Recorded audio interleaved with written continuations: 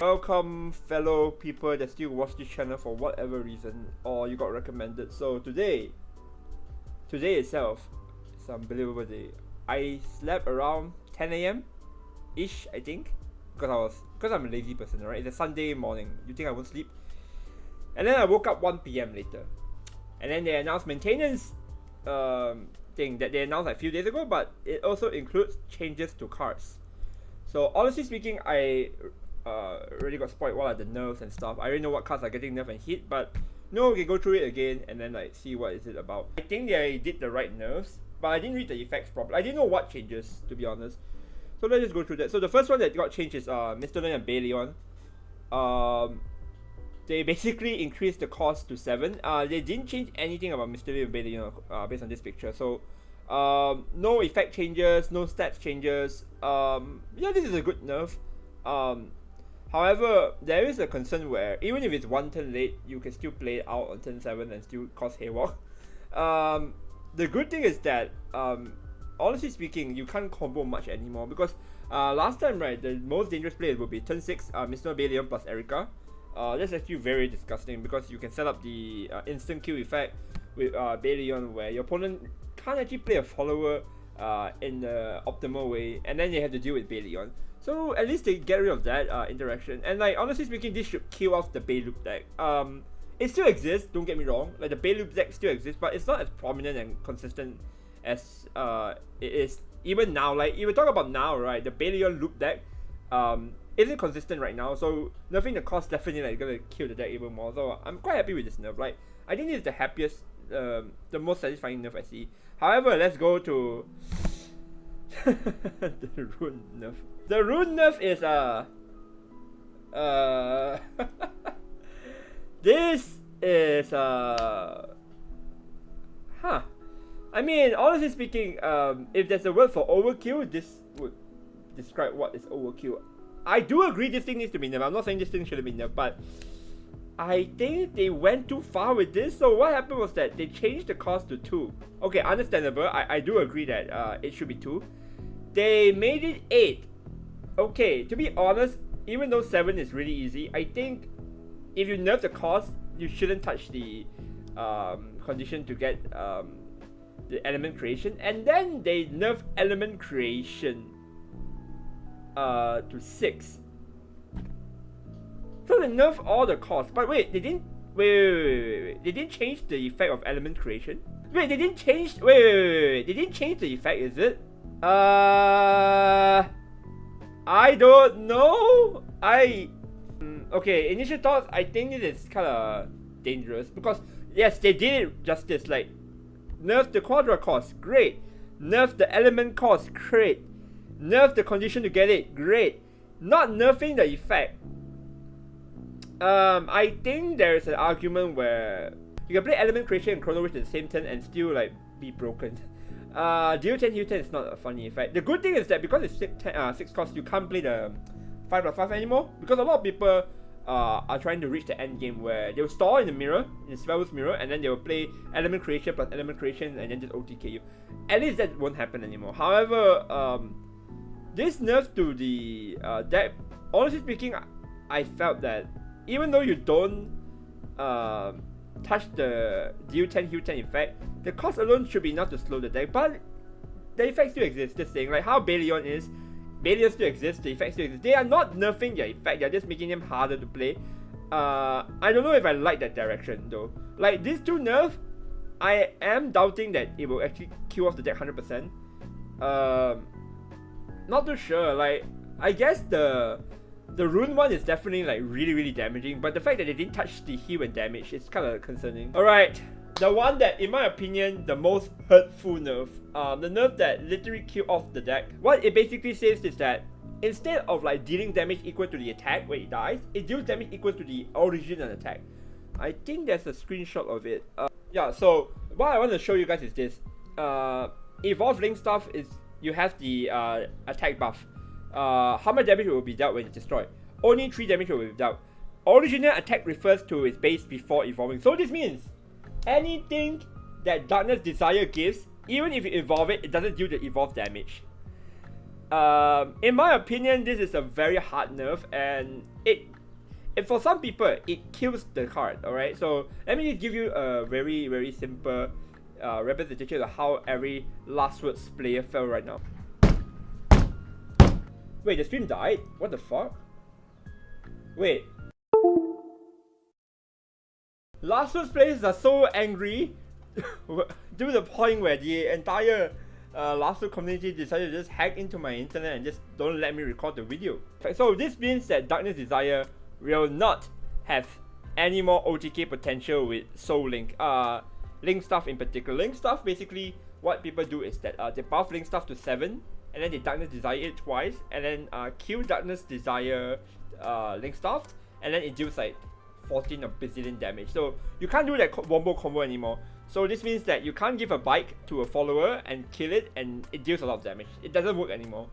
So this nerf will kill the deck's OTK. Like it doesn't kill Last Words concept as a deck. It does kill the deck's OTK place anymore. It's a huge thing, right? Because Last Words exists in a spectrum where it's a tempo deck plus a OTK deck. OTK combo, anything you want. So killing Link Stuff killing the Darkness Desire completely is a very good move in the sense that the deck no longer like allows for OTK potential. However, it does mean that Last Words still roams around. Cards like Rebirth. Rebirth is still a broken card. No one can deny that. Chris is still like a decent card, honestly speaking. So we might go back to Kagero gaming actually. We'll go back to Kagero and stuff like that.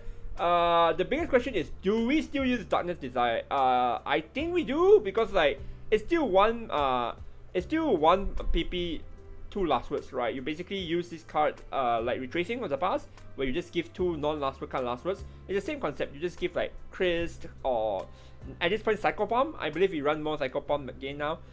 You play Chris and Psychopalm Last Words so that you can reach 10 Last Words faster. It's still alright. I don't think it's a dead card. I do understand it's a dead card for OTK potential. So we will start running Gold Mine and stuff like that. Rebirth is a win con, right? Smiley face. Rebirth and Chris is a win con, right? Smiley face. I'm just coping, honestly speaking, but yeah. This is so harsh, to be honest. It is a bit harsh, but like, I think if you want to kill Last Words from being a deck, this is the right move. So the last nerf, I believe this is the last nerf. Bloodsucker of the Night. So instead of Storm, they give Rush. This is the least worrying nerf in my opinion. Like all these nerfs, they are quite huge because this one basically makes the card a bit slow.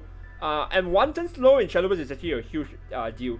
Like I mentioned before, you can't do any more combo play. This one also, you can't do any more combo play because you cannot play like a 1 mana Quadra into like 5 mana play, 5 PP, whatever. Mana PP, same thing. A 1 PP play into 5 PP play. You can't do that thing anymore. This one, I would say, you completely kill off the deck's OTK potential.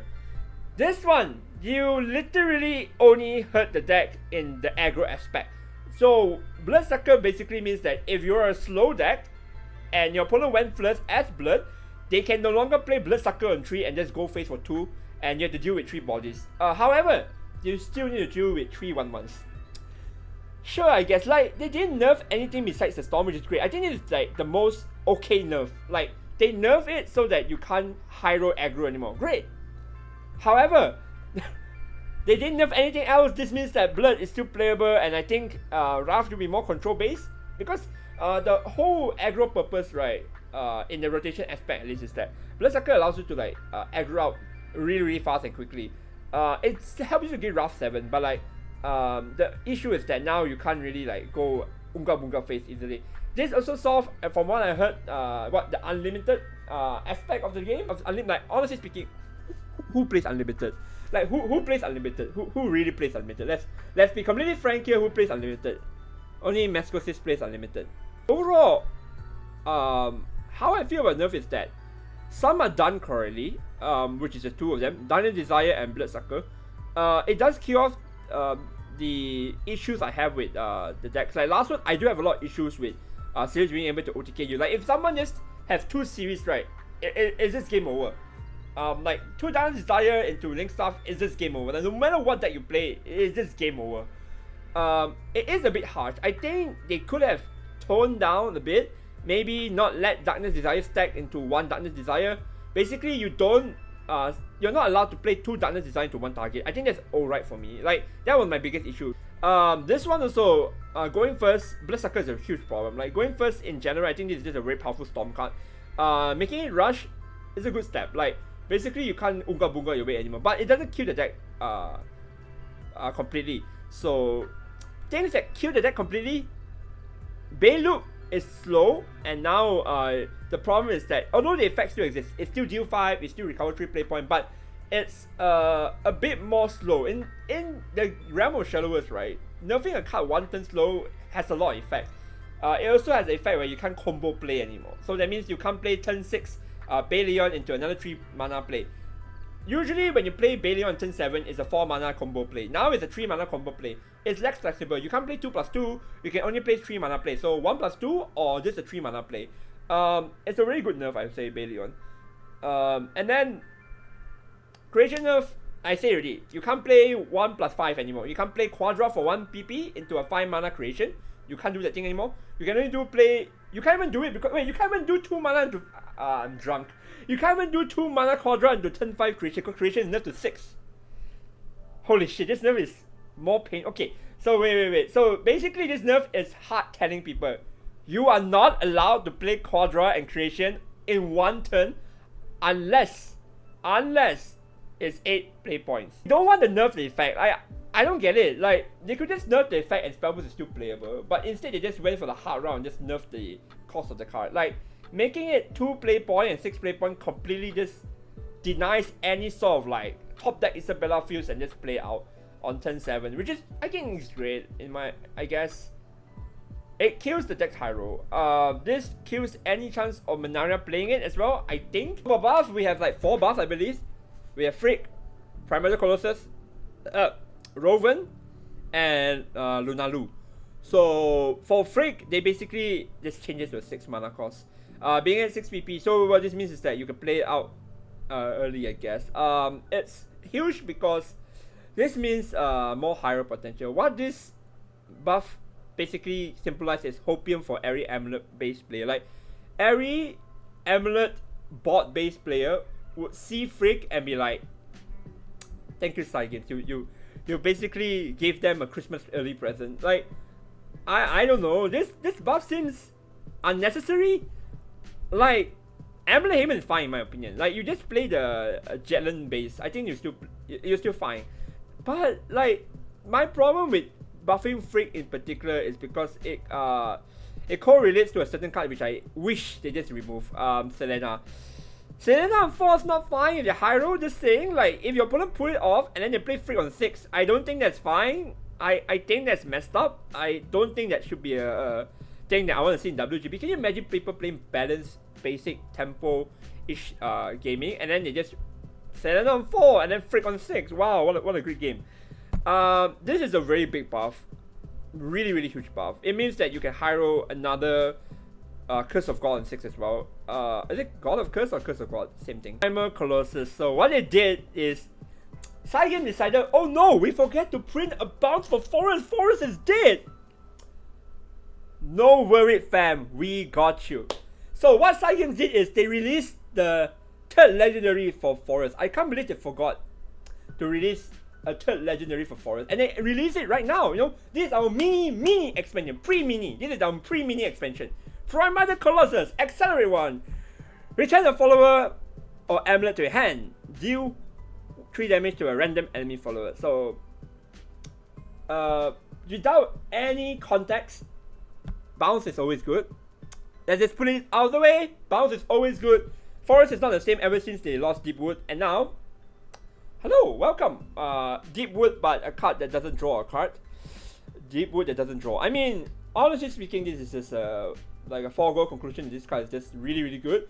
Like, the term of it being busted or not, I think is stupid, because it's a combo play card. It's a utility card. It's definitely a really strong utility. There's no argument that cards like this is always good. This buff basically symbolizes a few decks returning. Everyone's favorite Ladika combo deck that exists last time. And the other deck, which is Loxus, and also Sekka, I guess. No, more than 3 decks. Okay, fine, yeah, 3 decks. Any forest deck uses bounce, alright? Let's just put it out of the way. This bounce also is good because you don't need an opponent target. It deals 3 random. People might say, oh no, they nerf it.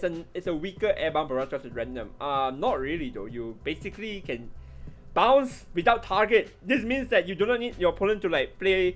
If you are fighting an OTK opponent that also plays combo deck and it's like, no, I'm gonna play around your airbound barrage. You can't play around Primordial Colossus. Another fact is that this is just gonna buff Unlim. Alright, I'm gonna touch Unlim a bit. No one plays Unlimited, but I'm gonna touch Unlimited a bit. Do you think Unlimited players will not go horny after looking at this? All of them will have the biggest bonus and the more excited one. This is the one that I am more excited about. Thank God they realized how massively fucked up Rowan is. Like, thank God they realized that how unplayable this card is. I always say that this card is a good effect, but thank God they decided that, alright, Rowan, my boy, you know, you're too much copium. Let's just remove your copium and give people hopium. Alright, so how they change Rowan? So you are allowed to stack Rowan now. Thank you! Now I can actually play 2 Rowan and not feel bad. I can play 3 copy of Rowan and not feel bad. You know how bad it was that I had to only play 2 Rowan and max, and 1 Rowan is considered optimal because there's no point playing more Rowans! Curse of Black Dragon into a better card. So let's see. If Overflow is active, reveal this until... Oh. Enemy. Oh. Oh, side games. A man can only get so straight. Ah. Oh, side games. Alright, so this is an excellent buff. Like, they quickly realized, you know what? This 10 play point op thing is kind of shitty. Let's just get rid of it. Okay, so Curse of Black Dragon still deals damage to you, chat. Let me repeat. You still take damage from the spell if you are not in Overflow. However, for me, this is a mini Jerva. It's not Jerva per se because Jerva deals AoE too, right? It's a mini Jerva. Like Rowan now can you can slam it on turn 7 hopefully, or turn 6 even, take 1 damage I guess. Take 2 damage, my bad. Slam Rowan on like turn 7 hopefully, around Overflow turns, trade, and then play something and then deal 3 damage to an enemy random. The good thing is that this is permanent, so every end of turn you will always deal 2 damage. I see it like a very strong card, like in Phase Dragon. You can play it in Phase Dragon. You can play this in Evo Dragon as well, because Rowan's Amulet is actually really, really powerful in Evo Dragon. Grimir deals 15 damage, and now you have more reason to play Rowan. Rowan's not really a huge liability now. This one is also a very strong deal 3 damage random every end of turn for 2 turns. For 2 turns, you'll be dealing 3 damage. This is really solid, honestly speaking. Fucking solid. So this is a good buff. Fangirl 8. Alright, so this is the most question mark buff I have seen. Let me just check what Luna. Probably, I don't even know what the hell. I know she gives you a spell, right? Basically, what I can see is you add Maisha for tolerance reduction. You can play out this card to reduce the tolerance. You deal what, 10 damage, and then you play this card, get another Maisha, play again, reduce tolerance again to another 10 cost. I can see that happening. You can use it to copy Maisha. You can use it to copy puppets, which is the most common usage. You can use it to copy the Gold card, the Storm card, to OTK, I guess, if that's a thing. I don't know, it has a lot of potential, but honestly speaking, it's the most simple, basic buff to a deck which I don't think will be relevant. Sorry, like puppets is just not good enough. Like, I guess aggro puppet, or like the playstyle of being aggro is relevant now because you have a 2 mana card that can copy cards. Seems alright. I won't say it's the worst buff. I've seen buffs that never seen the day of light before, right? Action wise, Bayloop dead, aggro sword tier 2, or non-existent, or not playing Baleon, aggro sword will still exist. Like the whole early game aspect pressure is still pretty good. Spellboost tier 2, Munaria will not be playing this anymore. Like this is way I feel like this is just way too unflexible for Munaria to run anymore. Munaria might not use this anymore. I think Munaria just went for the full Munaria route. Last one will still play this. Alright, a lot of people I know that talk to me, seriously, we won't use it anymore. You will still use it as a 1 mana 2 last word, that's all. You give it to Psychopomp, you give it to Chris, you give it to Luna, still fine. In fact, one thing I didn't mention, they actually buffed the heal. So what this means is that, you know, back then where you want to heal, like, oh no, I'm gonna die, and then you play up the heal, and then you just damage the heal. They damage the unit that has the heal effect, and then you just heal for 1. No more, baby. Now you can heal for full value. Your Chris has a 6/6, it becomes 1 damage. They destroy it. You heal for 4.